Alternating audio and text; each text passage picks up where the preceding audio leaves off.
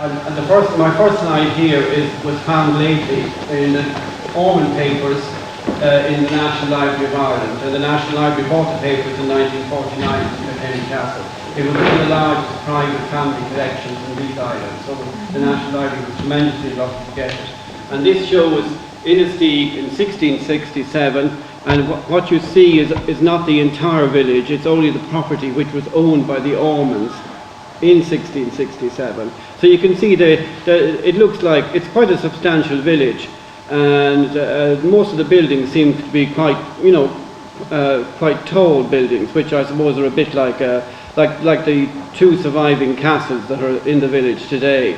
And it was commissioned by the James Butler, the 12th Earl and the 1st Duke, who's known as the Great Duke of Ormond, who was born in 1610 and died in 1688. And it was commissioned from Jacques Archer, who I'm sure was a descendant of the Archers of Kilkenny, one of the great civic families of Kilkenny City. The original is very faded, and it had to be redrawn. And this is just a modern representation of the buildings. And the major building is this one here, which is probably, Ben would be better at this than me. It's probably the site. It's probably the old priory, which we know was lived in by Edmund Butler, a brother of the 10th Earl of Ormond. I'll mention him a little bit later. So essentially what you see there are the buildings which were owned in the village by the Ormond family. And this is to jump a few centuries ahead, and it's a view of the city of the village about 1820. And you'll recognise instantly where it is. It's the little bridge in front of the Woodstock Arms, and you can see the castle, which is the subject of conservation at the moment.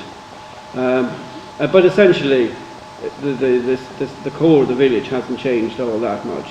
And this is just an 1890s, 1900 view of the same, looking again towards Walsh's shop and the castle. And you can see in front of Welch's and the castle, one of the few houses which has completely vanished. I don't remember even a ruin there when I was a child. It's this building here.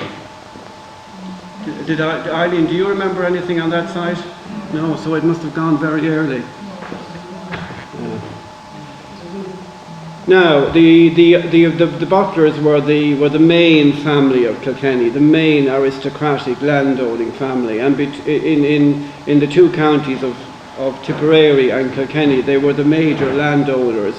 And for Tipperary, they were actually the lords of the Palatinate. They were princes in all but name. They were princes, and they administered even because they were lords of the Palatinate. They administered the courts of justice in Tipperary, but not for Kilkenny. But they had a huge area of land in both these counties, right up to about 1700. And this is just the first Butler, Theobald, arrived with Prince John about 1185, and this is just their heraldic coat of arms. And this is just to show the prominence of the family around 1200.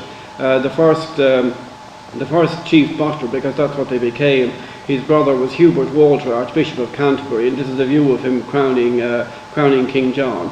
And under Richard I, John's immediate predecessor, they were given huge grants of land in Ireland, but they weren't major lords in Kilkenny just yet.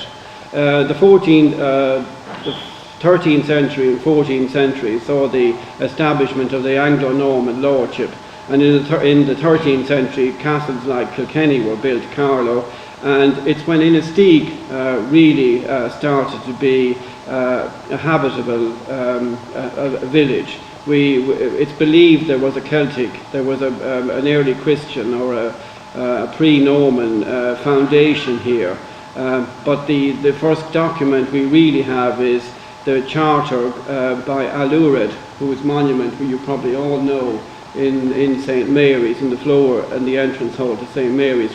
It shows an ecclesiastic, and it's believed to be Allure, the first prior, who granted the first charter to the village of Kilkenny about 1205. And this is just a representation of the building that went on all over Europe in the 13th and 14th centuries. And here we have what's believed to be a monument to the first Earl and Countess of Ormond, which is a creation of about 1327-28. And this is over in Gordon in St. Mary's. And some people think it might be Edmund, his father, but most authorities seem to think it's James Butler and his wife Eleanor Bowen, who was a granddaughter of Edward I. So they were, he as well as being created Earl, he was given large grants of land, and he is also given a royal bride. And of course, the centre of their world in the about circa 1395 became Kilkenny Castle, and that's just a 19th century view of it. Richard II visited in 1395. He stayed for about 3 weeks in Kilkenny when he was here, trying to deal with all the Gaelic chieftains, such as the MacMurrough Kavanagh and nearby Carlow and Wicklow. And these are I just put these in because they're such lovely contemporary drawings.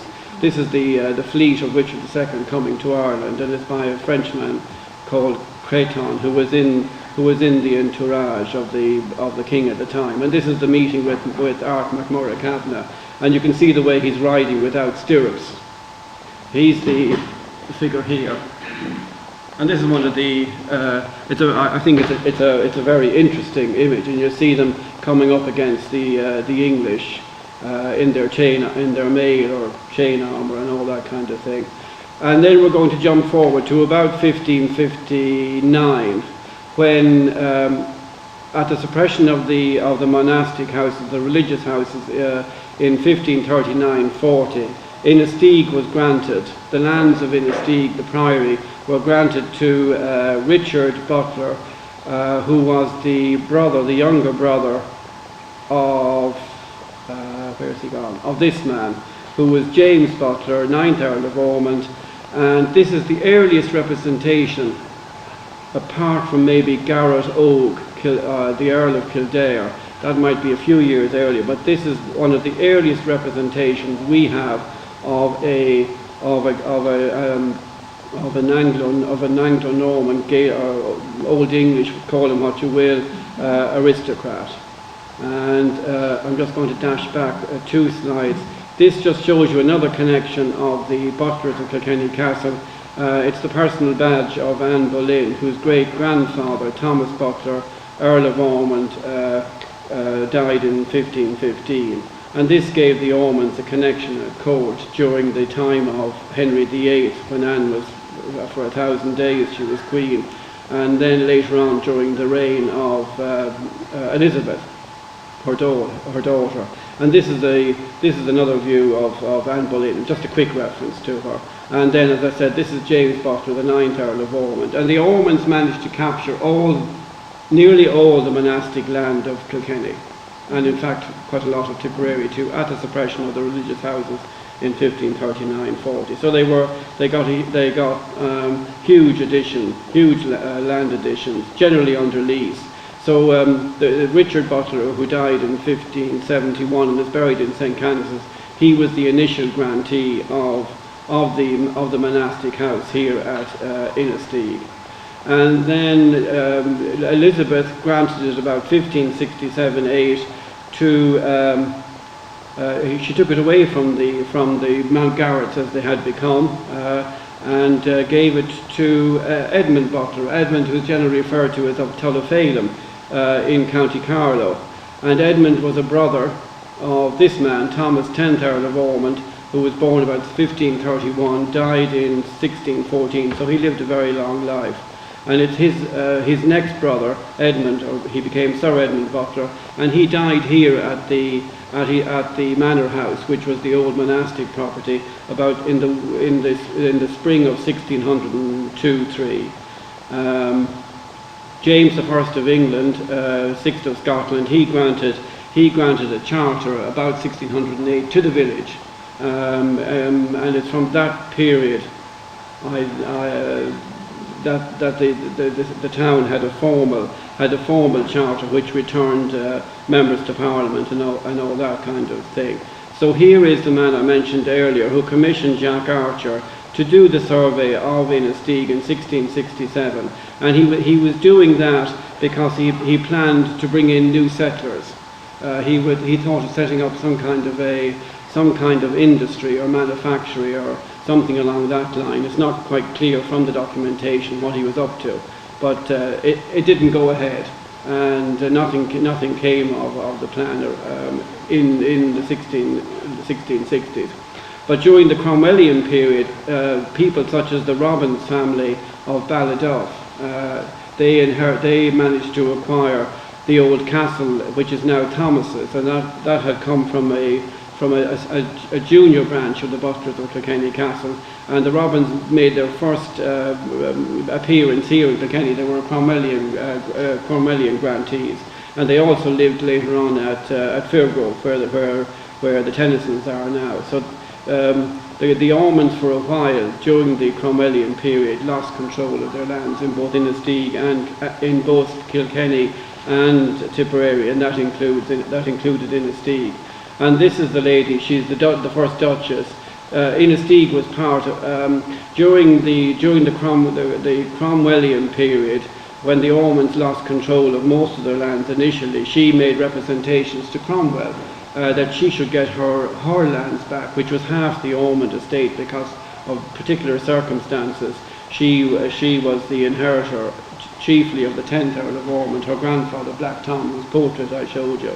And then she married, in a happy family settlement, she married her first cousin once removed, James Butler, the 12th Earl, who became first Duke. It's all maybe a little bit complicated, so I won't go into it here. This is their son, the gallant Ossory.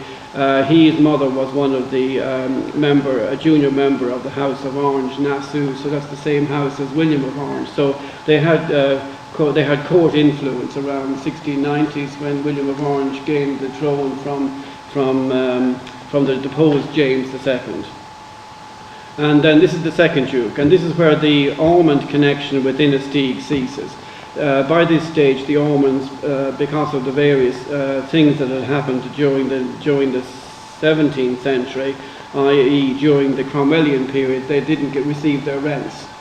So there were a huge amount of debt built up, plus they had inherited debt from the early 17th century. So by 1700, they were in a very tight financial situation.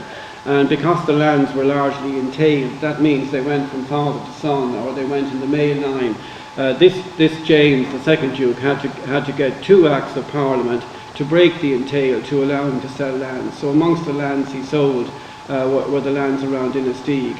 And so fellows like Stephen Sweet, who had various property deals with the first Duke of Ormond from around the 1670s onwards, he was able to acquire the Ormond property here, and then he also acquired the forfeited estates of the Barons of Brownsford, the Fitzgeralds. So they got about 6,000 acres. This man got about 6,000 acres in that period around 1703, which eventually became the Tye estate. So that's, in summary, that's really the connection the Ormonds had with Inistioge. So it dates from around 1540 until the set-off in 1702-3.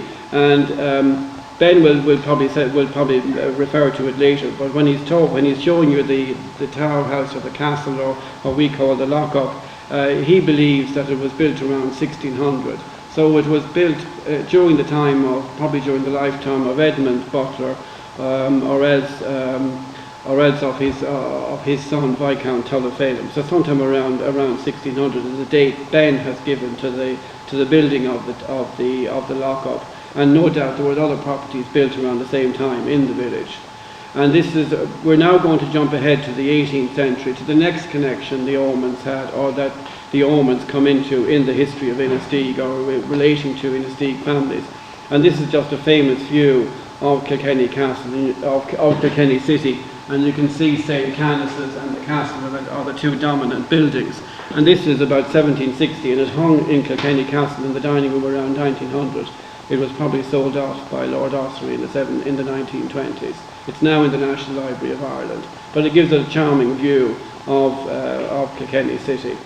And the house that connects with the story that's coming now is, of course, Woodstock House, where built by Sir William Fownes in about 1741-42, that period. And then the two wings were added about 1805 by William's statistical tie. And this is by William's daughter, Hannah, who became a very accomplished watercolourist. This is early on in her career. And this is one of her drawings of Inistioge. You recognise the tower of St Mary's, and you can see the abbot's residence, and you can even see the newly built mausoleum put up to Mary Tighe, Psyche Tighe. So it's a charming view of Inistioge, and in the same album we found a view of the precursor to the present Catholic Church, which dates from 1836. But I think it's the only view we've discovered so far. And you can also see the newly built almshouse. You can see the pediment. So it's quite a detailed drawing. And that's another view from Hannah's album. Now, these are the two ladies who are the key people in this little story. Miss Sarah Ponsonby, who was first cousin, once removed, and a goddaughter of Lady Betty Fownes, who was the wife of the man who built Woodstock, is the easiest way to put it in context. And Sarah was an orphan, and she was largely educated by Lady Betty and Sir William's expense in Kilkenny, and then she came to live at Woodstock. And some stage before Sir William Fownes, the second baronet, died about 1777, 1778, it's reported in the family memoir that Sir William, who had only one daughter and was still hoping for a male heir, and was convinced that his wife, Lady Betty, was shortly to die. So he made advances to his wife's ward and goddaughter, Sarah Ponsonby. And I gather this is Eleanor and this is Sarah. And they became, after a lot of family opposition, they eventually were given permission by their families to depart for Wales, and after a tour of Wales they settled at Llangollen. But they became famous in the 19th century, and there's a huge fascination with their story today. So one of the episodes before they finally got permission, Sarah Ponsonby hid Eleanor Butler in a room or a wardrobe at Woodstock House, and the family were outraged, and then they made an escape to Waterford, but they were caught and brought back. And then Miss Butler, or Lady Charlotte Eleanor, as she was formerly, she was sent to Borris to her sister. But this is a portrait of her mother, just to give you some idea of the family. The de jure Lady Ormond of Kilkenny Castle, and this is her father. And these two portraits are in Kilkenny Castle today. And this is her brother, John, the 17th Earl, who was always accused by Lady Eleanor of being mean towards her and not helping her in any way. But Lady Eleanor had an income of about £200 a year, while Sarah Ponsonby had an income of about £100 a year from the Fowneses at Woodstock. And £300 was a pretty substantial amount of money for two ladies in the late 18th, early 19th century. A school teacher would have been earning probably £30 a year, or something in that area. So £300 a year when there was little tax, and they rented their cottage initially in Llangollen. It's not quite true to say that the family were mean to Lady Eleanor, and this is her mother, who was a huge heiress, bringing in £10,000 a year. And I suppose that's the reason why she thought her family were mean to her, when her mother had £10,000 a year and she was only living on £200 a year. So this is a famous portrait by Hugh Douglas Hamilton in Kilkenny Castle. I think it's a charming portrait, though I don't think I'd like to have any kind of an argument with that lady. This is Lady Eleanor's sister, who married Thomas Cavan of Borris House. And after the initial attempt to escape, as I said, Lady Eleanor was sent to her sister in Borris, and she was kept there for a little while, and they tried to keep Sarah and Eleanor apart. But eventually the family gave in and let them depart for Wales, where they lived the rest of their lives until Eleanor died about early to mid 1820s, and Sarah died about 1829. So they had a celebrated life together for about 50 years, and they're supposed never to have slept outside their own home during that 50 years, but that's not quite true. Quite a few of their diaries and papers have survived, and when Sarah Ponsonby died in 1829, because of the Thai generosity towards them and giving them that £108 a year from the time of their departure in 1778 to Wales, she made Caroline Thai, who had by this stage become Mrs. Charles Hamilton of Hamwood up near Dunboyne in County Meath. She made Caroline her heir and left all her papers and property to Caroline, born Thai, but by this stage Mrs. Charles Hamilton of Hamwood. And then this is the brother-in-law, Eleanor's brother-in-law, Thomas Kavanagh, who married her sister. The Kavanaghs they don't particularly like this portrait for obvious reasons, but anyway.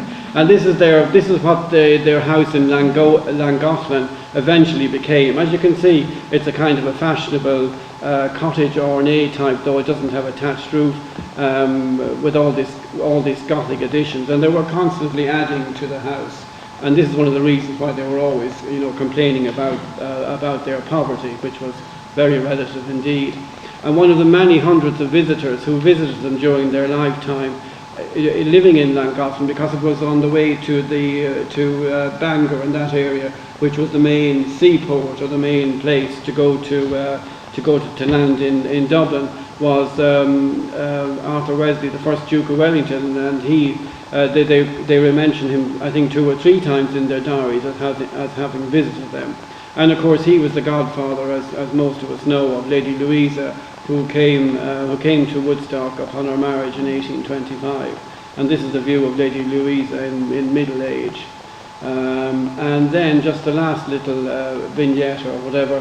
This is a part of the range of buildings which incorporates the old schoolhouse, looking towards the quay of the river. And this is part of a lease which was drawn up about 1800, and it gives us just so much great detail about the village at that stage. And as you can see, Miss Long is the house that I have, which most of you will remember, was the Williams house, was then owned by their ancestor John Hunt, and next door was Miss Long, who lived in the building which was next door to the tree. But there was 2 buildings. Miss Long's was the dispensary, and then what we now know, or what we knew lately as the Three Stars, and now lived in by Virginia Dowd. And then next door to that was Kerr's. So. And it gives you, it shows you the range of gardens behind those houses, which there's no garden with my house, but it's all incorporated into what I would call the Three Stars, or what's now Dowd's. I think that's the last view, and I'll just take you back, if Ben wishes, to the lock-up, if he wants to use that illustration. Are we going to go over to the lock-up now? Okay, right. But that's it, a quick gallop through 200 years.